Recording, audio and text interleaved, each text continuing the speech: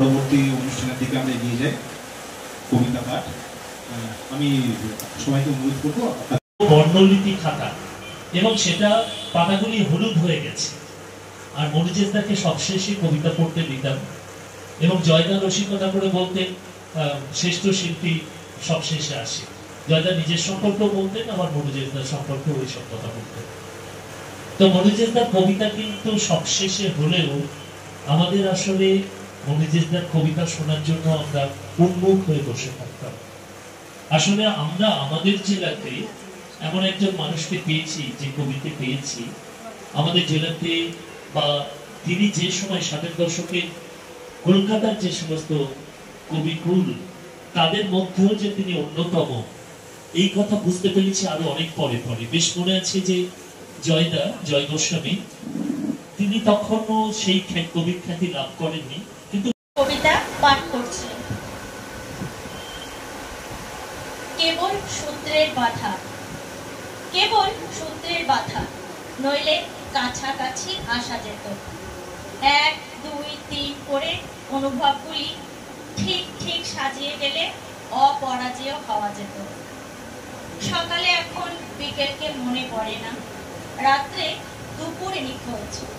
প্রত্যেকটি ইটের চরিত্র জানা থাকলে বাড়িটার অনন্ত হতে বাধা ছিল না। দীর্ঘ বারান্দা আমাকে দেখেছি, আজ ওনাকে শ্রদ্ধা এবং প্রণাম জানাতে পেরে। মলয় এবং রেনির কাছে তো আমি ঋণী, আর এমন মানুষের জন্মদিন সত্যিই সৌভাগ্য। যাই হোক, আর কিছু বলার নেই। আমি একটি আমার লেখা কবিতা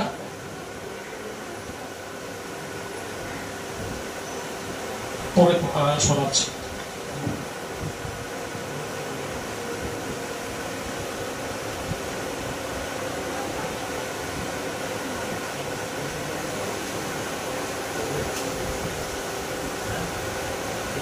শব্দ প্রয়োগ থেকে শুরু করে তার জ্ঞানের ব্যাপ্তি আমাকে মোহিত করে দিল। সালটা হচ্ছে 78-79 সালের সময়।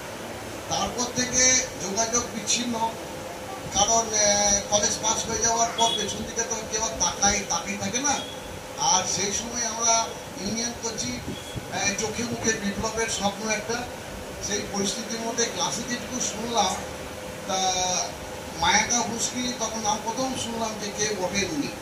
তারপরে ইরানের কবি, আফগানিস্তানের কবি, নানান ধরনের কবিদের। মনুজেশদার কাছে আমি প্রথম গেছিলাম অনেকেই ছোট, কেবল উচ্চ মাধ্যমিক পাশ করেছি, আর একটা নন্দিনী বলে পত্রিকা করব সেটা ভেবেছি। মানে পত্রিকার ভাবনা শুধু এসেছে সেই সময়, এবং মোটামুটি গুছিয়ে ফেলেছি। তখন যখন জানতে পেরেছি এখানে অনেক বড় কবি আছে, তখনও আমি মনুজেশদার লেখা পড়ি। তো আমার মনে নেই কে যোগাযোগ করিয়ে দিয়েছিলেন, কিন্তু উনি বাড়িতে আসতে দিয়েছিলেন এবং আমি একাই গেছিলাম ওনার কাছে কবিতা নিতে।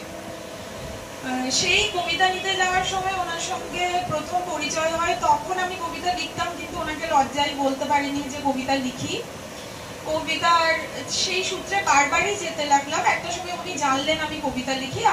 আমি ওনাকে জিজ্ঞেস করলাম, আমার বেশি লেখা হয় না, কবিতা আমার খুব কম লেখা হয়, মানে আমি লিখতে পারি না এরকম রেগুলার যে আমি কবিতা লিখি এরকমটা না। তাই আমার খুব লজ্জা লাগে কেউ কবি হিসেবে আমাকে ডাকলে, কারণ আমি অ্যামেচার, যে ধারাবাহিকভাবে আমি চর্চা করি না। তখন মনুজেশদা আমাকে বলেছিলেন যে তোমাকে কে বলেছে কবিতা বেশি লিখতে হবে আর প্রত্যেক দিন লিখতে হবে, কবিতা তোমার যখন আসবে, যখন মনে হবে তখনই তুমি লিখবে। যে কোনো লেখা কোনো দরকার নেই যে এটা প্রত্যেকদিন করতে হবে, বিশেষত কবিতার মতো যেগুলো আত্মমগ্ন লেখা। সেই ক্ষেত্রে এইটা মনুজেশদার কাছে শুনে আমি অনেক কনফিডেন্স পেয়েছিলাম, কারণ তার সেই সমসাময়িককালে অনেকজন কবি আমাকে অন্য কথা বলেছিলেন। আমাকে বলেছিলেন কিছু পারো না পারো প্রত্যেক দিন খাতা নিয়ে লিখতে বসো। তো আমি ফাঁকিবাজির একটা জায়গা মনুজেশদার কাছে পেয়ে গেছিলাম। আমি যখন এই কিছুদিন আগে লকডাউনের পরে 2023 সালে, তারপরে তো অনেক স্মৃতি আছে। আমি মনোজেশদার কাছে অনেক গেছি, কিন্তু লকডাউনে শুভলক্ষ্মী কিছু বই বললেন পূর্ণি দেবীর লাইব্রেরিতে দেবেন, এবং তখন রজতদার মোটামুটি বইয়ের কালেকশন সবটাই পূর্ণি দেবীতে উনি দিয়ে গেলেন। আর সেই বইয়ের মধ্যে আমি অজস্র টুকরো লেখা কাগজ পড়ার জন্য সেদিন মলয় সেখানে উপস্থিত ছিল। যাই হোক, মনোজদা প্রণাম নেবেন আমাদের। আপনার একটি কবিতা, আপনার কথায় আমি মেনে নিয়েছি যে আপনি আজ বাড়িতে ছিলেন না।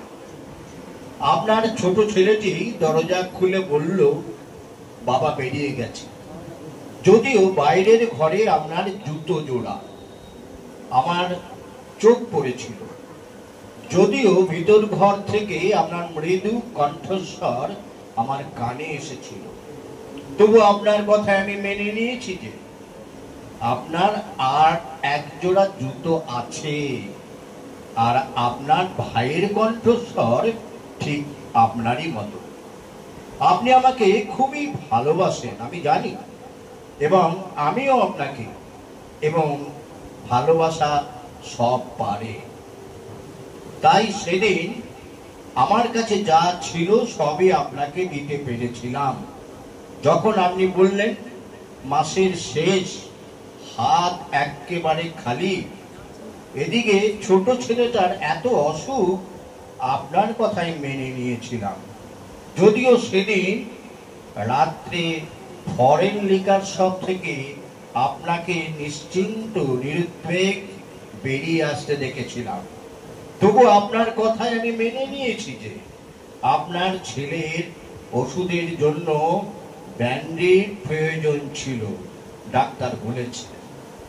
আপনার সব কথাই তো আমি মানি, যদিও এর মধ্যে একদিন পুবালি রেস্তোরাঁয় ঘেরাটোপিন থেকে এক মহিলা ও আপনার ঘনিষ্ঠ কণ্ঠস্বর আমি শুনতে পেয়েছিলাম, তবু আপনার কথাই আমি মেনে নিয়েছি যে আপনার দূর সম্পর্কের আত্মীয়াকে আমার চেনার কথা নয়। আপনার কথা তো আমি মেনেই নিয়েছি যে আপনার বাবা অতি মিথ্যাবাদী ও স্বার্থপর মানুষ, যদিও সেই বৃদ্ধ আমার কাছে সেদিন কেঁদে ফেলেছিলেন আপনার অত্যাচার ও অবহেলার কথা বলতে বলতে, তবু আপনার কথাই আমি মেনে নিয়েছি। আপনার একটি কথাই শুধু আমি মেনে নিতে পারিনি, যদিও আপনি বলেছিলেন প্রতিদিন সকালবেলায় উঠে সকলেরই উচিত একবার অন্তত আয়নায় নিজের মুখ দর্শন করা, নিজেকে চেনা।